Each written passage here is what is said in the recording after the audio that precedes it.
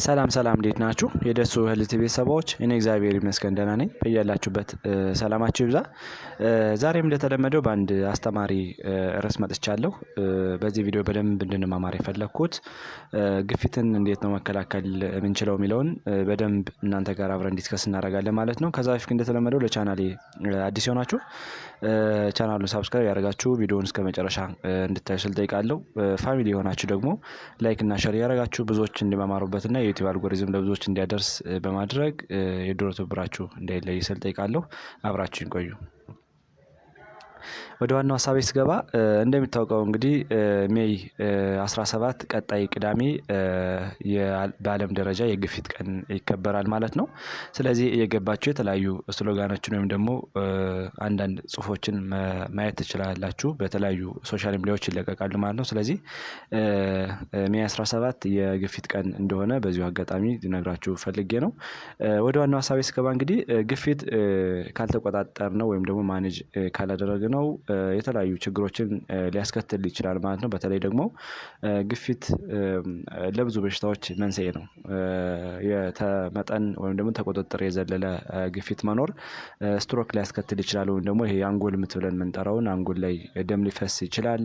አትሮስኮሎሮሲስ ሊፈጠር ይችላል። ወይም ደግሞ ደም ስር ላይ የተለያዩ ፕሌክ በመፍጠር ወይም ደግሞ ልማም ይፈጠርና ብለድ ቬዝሎች ዳሜጅ እንዲሆኑ ሊያደርግ ይችላል ማለት ነው። ከዚህ በተጨማሪ ብላይንድነስ ያስከትላል። በተለይ ደግሞ የብሌናችንን ሊያሳጣን የሚችል የበሽታ አይነት ነው ማለት ነው። እንዲሁም ሃርት አታክ ወይም ደግሞ ሃርት ፌለርም ያስከትላል ማለት ነው። እንደሚታወቀው እንግዲህ ሃይፐርቴንሽን በዋነኝነት ከሚያጠቃው ነገር ውስጥ አንዱ የልብ በሽታ ማምጣቱ ነው ማለት ነው። ስለዚህ በስርዓት ያልተቆጣጠረ ወይም ደግሞ ፕሪቨንት ያላደረግነው ግፊት ለልብ በሽታ ሊዳርገን ይችላል ማለት ነው። እንዲሁም ከዚህ በተጨማሪ ኪድኒ ፌለር ሊያስከትል ይችላል ወይም ደግሞ የኩላሊት ችግርም ያመጣል ማለት ነው። እንደሚታወቀው እንግዲህ ብዙ ሪሰርቾች እንደሚያስረዱት አንኮንትሮል የሆነ ሃይፐርቴንሽን መኖር ለኩላሊት ኩላሊታችን ፌል እንድታደርግና ስራዋን በአግባቡ እንዳንሰራ ከሚያደርጉ ቶፕ 10 ነገሮች ውስጥ አንዱ ሃይፐርቴንሽን ነው ማለት ነው። እንዲሁም ግፊት ያስከትላል።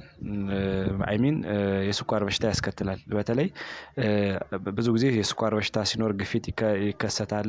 ግፊት ሲኖር የስኳር በሽታ ይከሰታል ማለት ነው። ስለዚህ ሁለቶች ኢንተር ሪሌትድ ናቸው ማለት ነው። በተለይ ደግሞ ግፊት ሲኖር ለስኳር በሽታ እንድንጋለጥ መንስኤ ይሆናል ማለት ነው። ምክንያቱም ደም ብለድ ቬዝሎችን ዳሜጅ ያደርጋል። አጠቃላይ የደም ስሮችን ሊጎዳ ስለሚችል እና የተለያዩ ኦርጋኖችን ሊጎዳ ስለሚችል ለዚህ ሊዳርገን ይችላል ማለት ነው። በተጨማሪ አኖሪዝም ወይም ደግሞ ሜጀር ብለድ ቬዝል ብለን የምንጠራቸው ወይም ደግሞ እነዚህ ትልልቅ የደም ስሮች እንዲፈነዱና የደም መፍሰስ እንዲከሰት ሊያደርግ ይችላል ማለት ነው። እንደ አጠቃላይ የተለያዩ ሜታቦሊክ ዲስኦርደሮች እንዲከሰቱ የሚያደርግ በጣም አስቀያሚ የሆነ በሽታ ነው ማለት ነው። ስለዚህ የግድ ፕሪቨንት ማድረግ አለብን ማለት ነው። እንግዲህ 3 አይነት ፕሪቨንሽን ሜካኒዝሞችን እናያለን ማለት ነው። በተለይ ደግሞ እነዚህ ኬይ ፕሪቨንታቲቭ ሜጀር ብለን የምንጠራቸው በጣም አስፈላጊ ናቸው እና እነዚህ መተግበር እጅግ በጣም አስፈላጊ ነው ማለት ነው። አንደኛው ላይፍ ስታይል ሞዲፊኬሽን ማድረግ ነው። በተለይ የአኗኗር ዘይቤያችን ማስተካከል ለግፊት እጅግ በጣም በቀላሉ ፕሪቨንት የምናደርገው የበሽታ አይነት ነው ማለት ነው።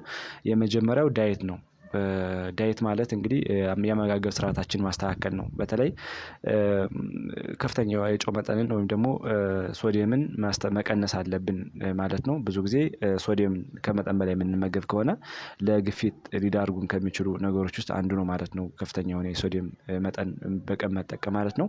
እንደምታውቀው እንግዲህ ከፍተኛ የሆነ ሶዲየም ኢንቴክ የምናደርግ ከሆነ ብዙ ነገሮችን ኮንትሪቢዩት ሊያደርግ ይችላል። ለምሳሌ ፍሉድ ሪቴንሽን ሊፈጠር ይችላል ወይም ደግሞ ከፍተኛ የሆነ የፈሳሽ መጠን ሰውነታችን ውስጥ ሊጠራቀም ይችላል።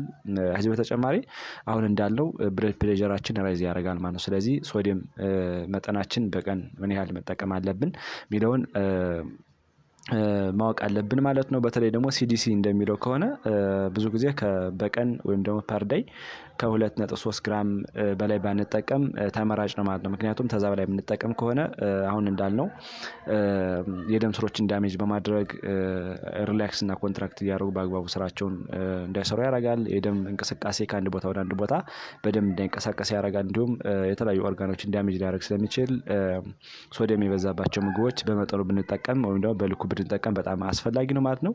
እንዲሁም ፖታሲየም የበዛባቸው ምግቦች ደግሞ በደንብ መመገብ አለብን ማለት ነው። በተለይ ደግሞ ፖታሲየምን በልኩ መጠቀም በአግባቡ ከመመገብ ወይም ደግሞ በደንብ ስንመገብ ፖታሲየም ያላቸው ምግቦች የሶዲየም ክምችትን ኒውትራላይዝ በማድረግ አንዳንድ ችግሮችን ሊያስከትል የሚችለውን ፕሮብለም መከላከል እንችላለን ማለት ነው። ወይም ደግሞ የሶዲየምን አጻፋ ካውንተር አታክ በማድረግ በሽታ እንዳይከሰት ያደርጋል ማለት ነው። እንደሚታወቀው እንግዲህ ከፍተኛ የሆነ ፖታሲየም ያላቸው ምግቦች የምንመገብ ከሆነ የደም ብለድ ፕሬሸር ራይዝ እንዳያደርግ መቆጣጠር እንችላለን ወይም ደግሞ እንዲቀንስ ያደርጋል። በተለይ ደግሞ የውሃ መጠንን እንዲቀንስ በማድረግ ከፍተኛ የሆነ የሶዲየም ክምችትን በመቀነስ ወይም ደግሞ ባላንስ በማድረግ ትልቅ ሚና ስላለው ፖታሲየም ያላቸው ምግቦች አዘውትሮ መጠቀም በጣም አሪፍ ነው ማለት ነው።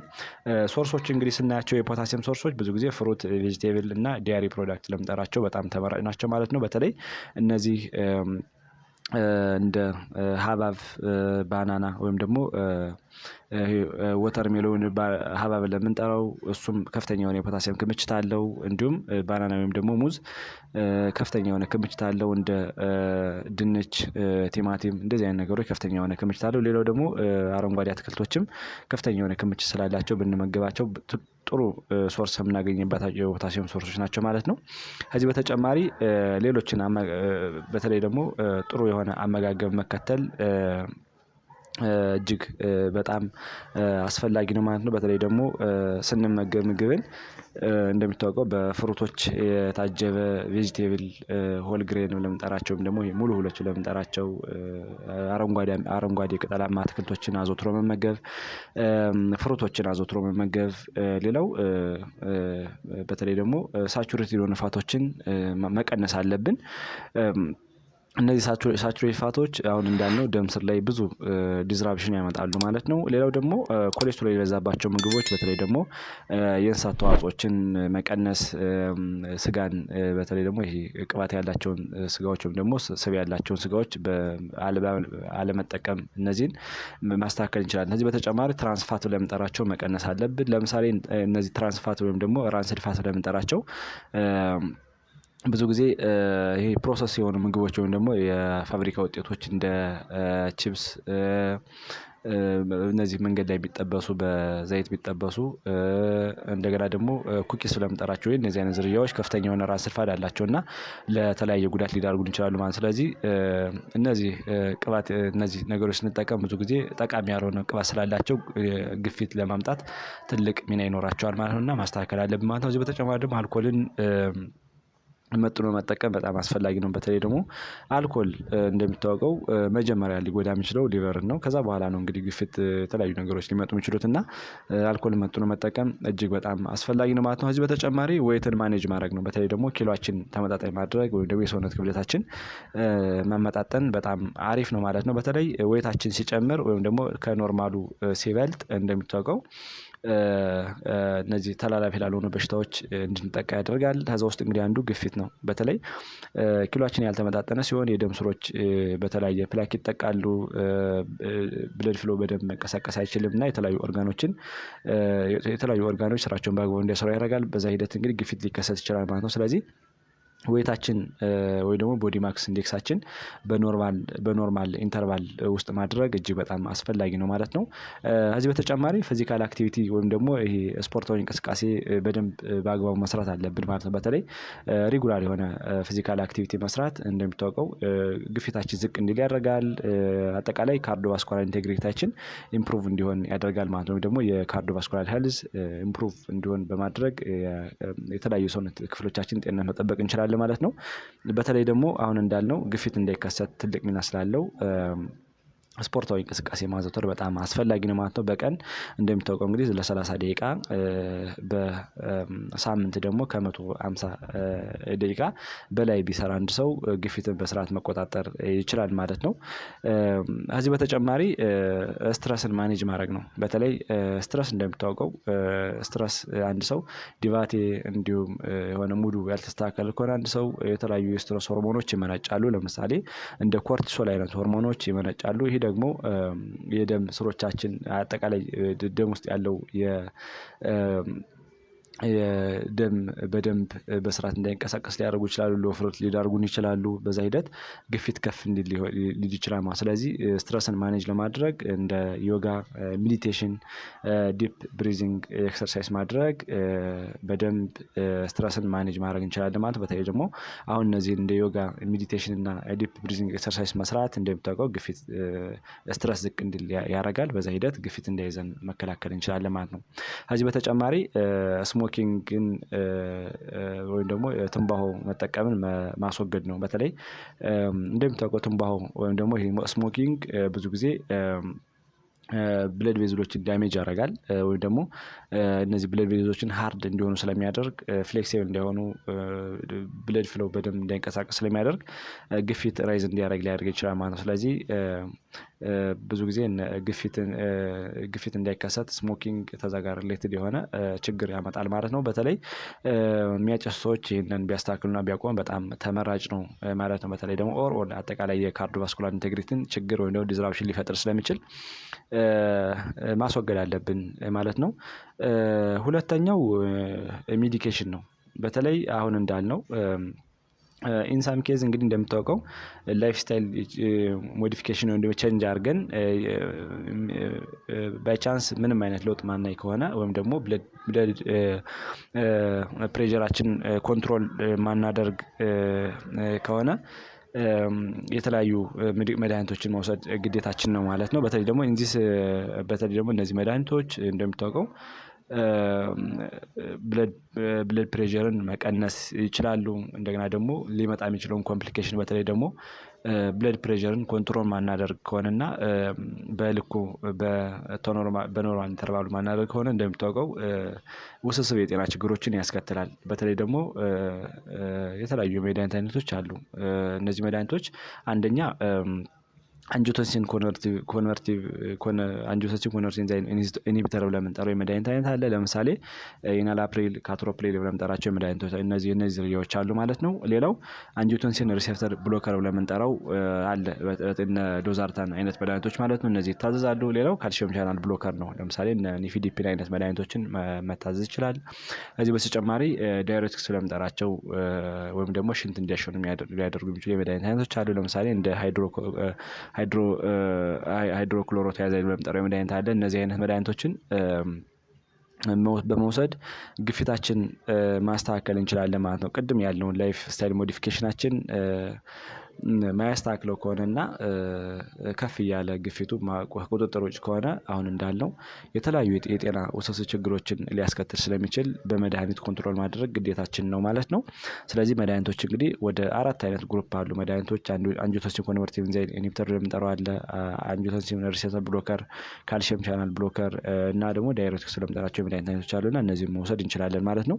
ሶስተኛው ኤርሊ ዲቴክሽን እና ማኔጅመንት ነው ወይም ትሪትመንት። በተለይ ደግሞ ብዙ ጊዜ ኤርሊ ቶሎ ዲቴክት መደረግ፣ ለምሳሌ ግፊት መኖራችንና ለመኖራችን ቶሎ መታየት ወይም ደግሞ መጠኑን ማወቅ በጣም አስፈላጊ ነው ማለት ነው። መጠኑን ካወቅነው በኋላ እንግዲህ ትሪትመንት ያስፈልገናል ወይስ አያስፈልገንም የሚለውን ከዛ በኋላ ነው እንግዲህ ዲሳይድ የምናደርገው። በተለይ ቶሎ በተለይ ደግሞ ሪስክ ፋክተር ያላቸው ሰዎች ቶሎ ዲቴክት ቢደረጉ በጣም አሪፍ ነው ማለት ነው። ሬጉላር እንግዲህ ብለድ ፕሬሸር ቼክአፕ መደረግ እንደሚታወቀው በጣም ብዙ ኮምፕሊኬሽኖችን ማስቀረት እንችላለን ማለት ነው። በተለይ ደግሞ አንድ ሰው የፋሚሊ ሂስትሪ ካለበት፣ ለምሳሌ እናቱ፣ አባቱ ወይም ደግሞ አንሴስተሩ የግፊት ከነበረበት ቶሎ ቼክ ማድረግ አስፈላጊ ነው ማለት ነው። በተጨማሪ ኪሎ ከፍ ያለ ሰው ወይም ደግሞ ኪሎ ያልተመጣጠነ ኪሎ ያለው ሰው በእድሜ መጠኑ ያልተመጣጠነ ኪሎ ያለው ሰው ይህም ወይም ደግሞ ኦቤሲቲ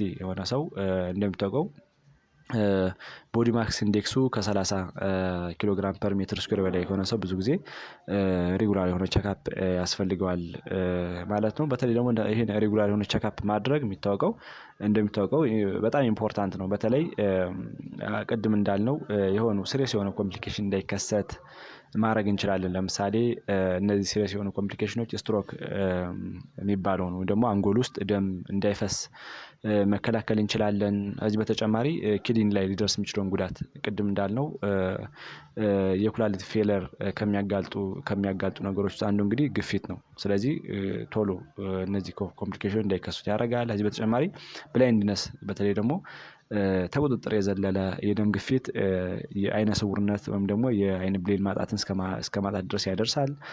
እንዲሁም ብለድ ቬዝል ዳሜጅ ወይም ደግሞ አተሮስኮሎሮሲስ እንዲከሰት ያደርጋል። በተለይ ደም ስር ላይ ልባም እንዲፈጠር ወይም ደግሞ ፕለክ እንዲፈጠር ስለሚያደርግ የደም ስሮችን በመዝጋት ለተለያዩ ችግሮች እንደ ትሮምቦሲስ ኤምቦሊዝም ሊያስከትል ይችላል ማለት ነው። ከዚህ በተጨማሪ ሃርት አታክ ወይም ደግሞ ሃርት ፌለር ያስከትላል።